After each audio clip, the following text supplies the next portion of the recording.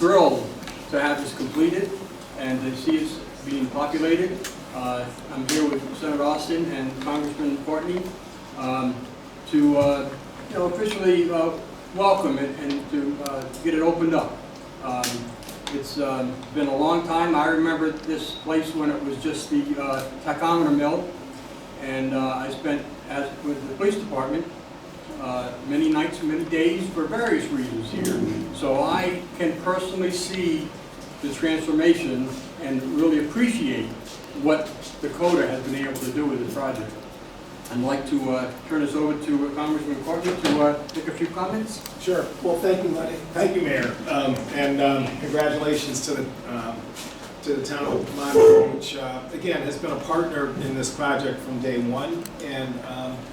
And again, the number of people that are up here, I think, all demonstrate in terms of their own sort of contribution to this, whether it was through the Department of Housing, Connecticut Housing Finance Authority, the state legislature, and the federal government also obviously was a big part of it in terms of the low-income housing tax credits, which were about $17 million, again administered through CHFA, and that's frankly, the story in terms of how Connecticut is going to get control of the housing issue in this state, which again is critical importance in terms of economic development. Jeremy, why don't you come up as well? We also have the owner of the project. Representative of the owner. I would say he qualified to be here today. And again, our region, as some of you know, is experiencing the highest job growth percentage-wise of any labor market in the state of Connecticut. We're right down the road from the shipyard that hired 5,300 people in 2023, 4,100 in 2024. This coming Monday, we're going to get the State of the State address from Electric Boat in terms of 2025's projection. It may flutter down a little bit, but again, that's a temporary phenomenon. It's really just a workplace schedule issue that's going to, again, I think, drive the hiring projections back up in end of the year 2025 and into 2026. Bottom line is, the people who are coming to this region to take advantage of these opportunities have to have a place to live, and really that's a message that Kathy and local officials like Lenny and industry have been really putting out there. And again, I think the effort here, as I said, is a perfect roadmap for it. I know there's a question that some of the press had to talk about yesterday's federal freeze, and I'll be really quick because again, the focus today really is about this project that's here. But again, last night, Judge Ali Khan, federal district court judge, I think did the country a huge favor in terms of stepping in, using the checks and balances of our court system to issue a temporary restraining order that basically shut down the freeze until Monday at 5 o'clock to allow the government and the parties to brief this issue and determine, again, initially whether or not there should be a full-throated temporary restraining order, and then obviously the merits of the issue are going to be litigated with all the parties that are there. If you read the judge's decision, one of the things that a plaintiff has to show when it's asking a court to shut down an executive branch order is that they have to show a substantial likelihood of prevailing with their claim. That's, again, a significant hurdle that the nonprofit organizations and the attorney generals are going to have to demonstrate in court. And the fact that the judge issued the order, I think really speaks volumes about the fact that what happened Monday night at 8 o'clock when this order, which I described as an unconstitutional rabbit punch to state and local government and nonprofits, and frankly the millions of people that are impacted by it, again, far exceeds what the executive branch is authorized to do under the Constitution and also under federal law. The Congressional Budget Control and Impoundment Act, which was passed in 1974 during the Nixon administration, when the executive branch was trying to freeze funds and impound money. Again, that law was passed in the wake of that. That basically says you can't do that. When an appropriations law is signed into law and legislated, that is a law. That's not like a wish list or a directive, which some supporters of the president's action have been calling it. It's the law. I mean, if people don't like something that's in the spending bill, then you got to get off your butt and go advocate that issue when Congress is putting together the law. That's the process. And it goes back to the founding of this country, Article 1 of the Constitution, which sets forth the powers of Congress. That is the branch of government that has authority over spending. Again, I have a 4-page list of different programs that could have been impacted if this order was in effect. Many of them affected housing. Again, yesterday was we were getting calls from housing authorities whose portal for getting Section 8 payments, which are required every month, and as we know, we're coming to February 1st in a few days or so. They were shut out of the system. The White House issued an order saying that has now been reversed, and that and the judge's order certainly also part of the reason why she issued it was the urgency of the start of the month in terms of making sure that rent's going to get paid for individuals. Again, there are a whole host of other housing programs that were on the hit list in terms of the freeze. Some of them affect veterans in terms of veterans homelessness programs, as well as supportive housing programs, which again is one of those successful models that is being used here in Connecticut.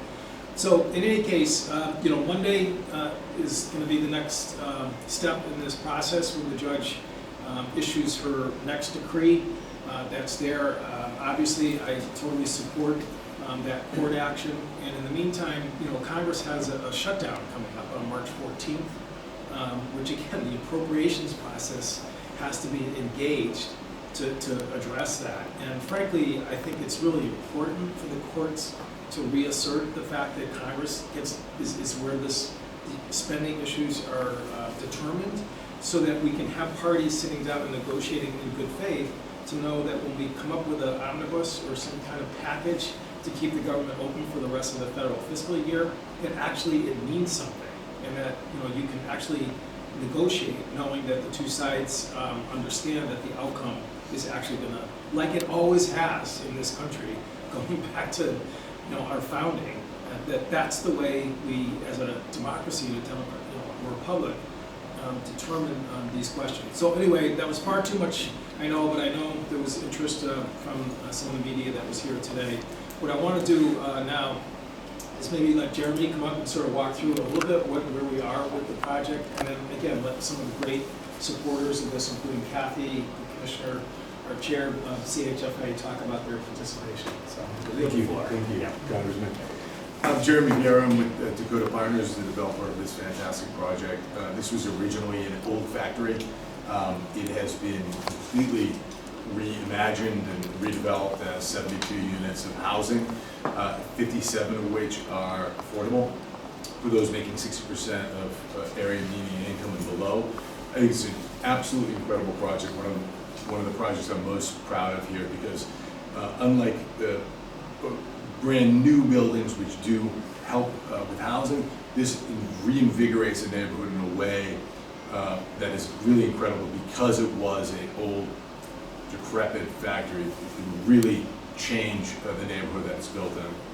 Spectacular building, spectacular units, with some great amenities for our residents. So we're hoping to get folks moved in the next few weeks, working towards that with the town and their representatives who've been fantastic in working with us for nearly a decade, if not slightly more, on this project, along with all the representatives of the state of Connecticut and their various housing agencies. It's been an incredible lift by many, many, many different groups, and we're very excited to finally be getting towards the finish line. So, thank you. Thank you.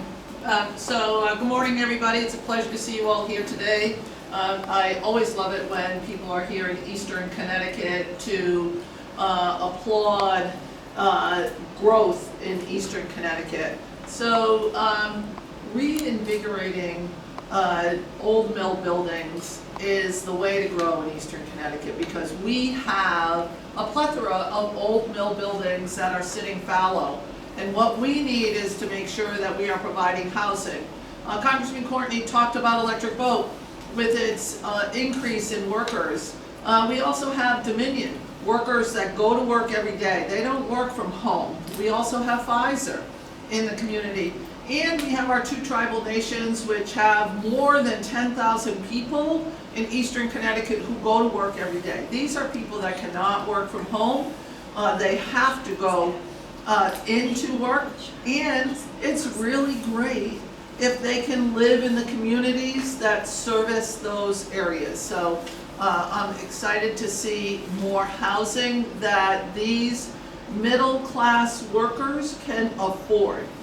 This is providing a place for people to go that they can live in, and what is better than a old mill building that still keeps the characteristics of that old mill building. Looking at this room in and of itself shows big windows and the characteristics that keep that old mill building in the community. And right up the road, for those that may happen to come here that are veterans, is an American Legion building that does a lot of community events at it, just within walking distance of this building.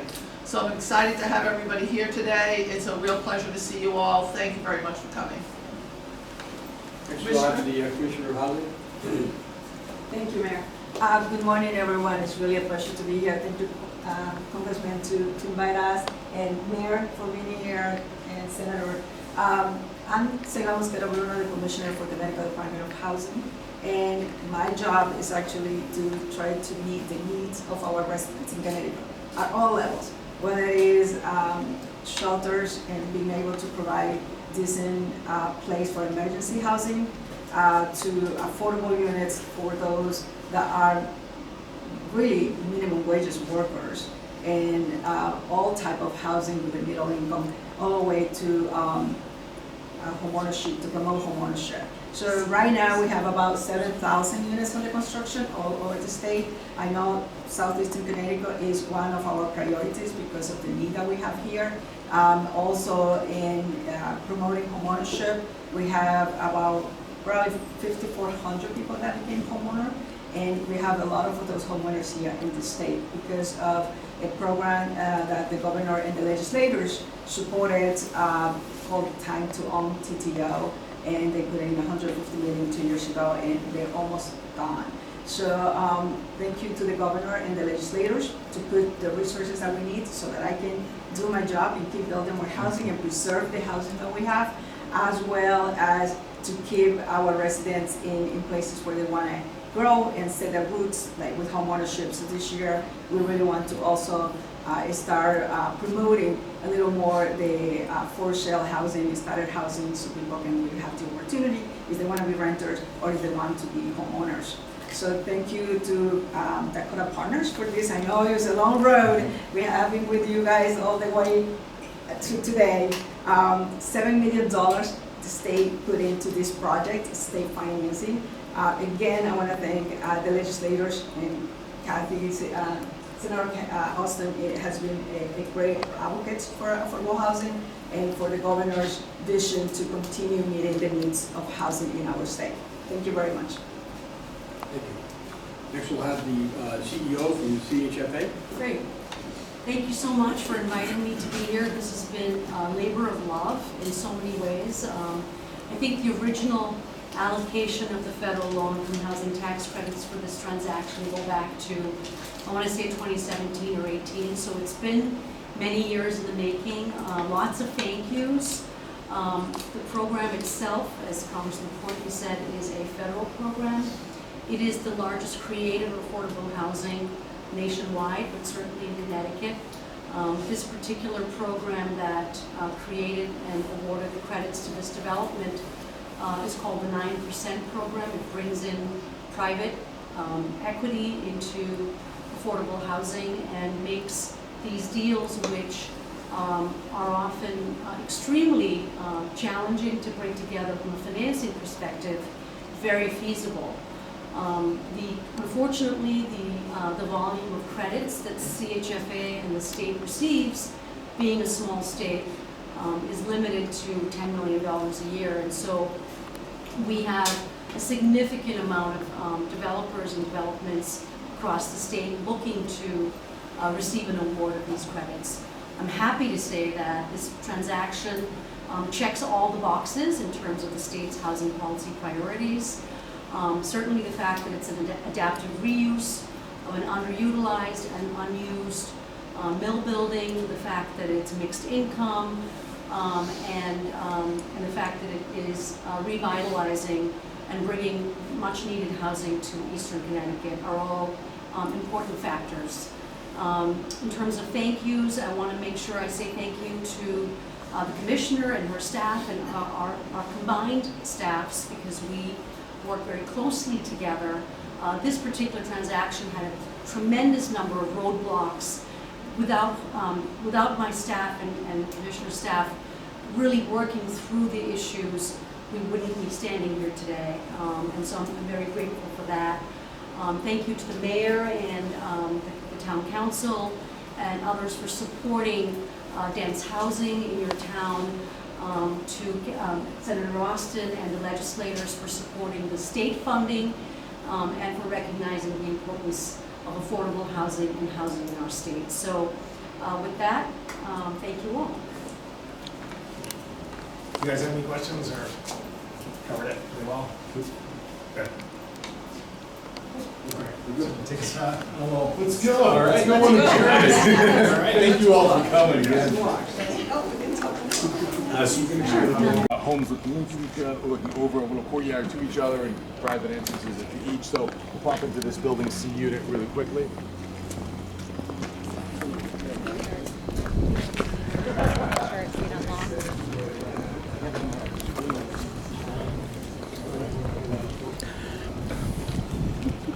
Hi. Hello, How you doing? Good. Hello, Mayor. How are you? We're not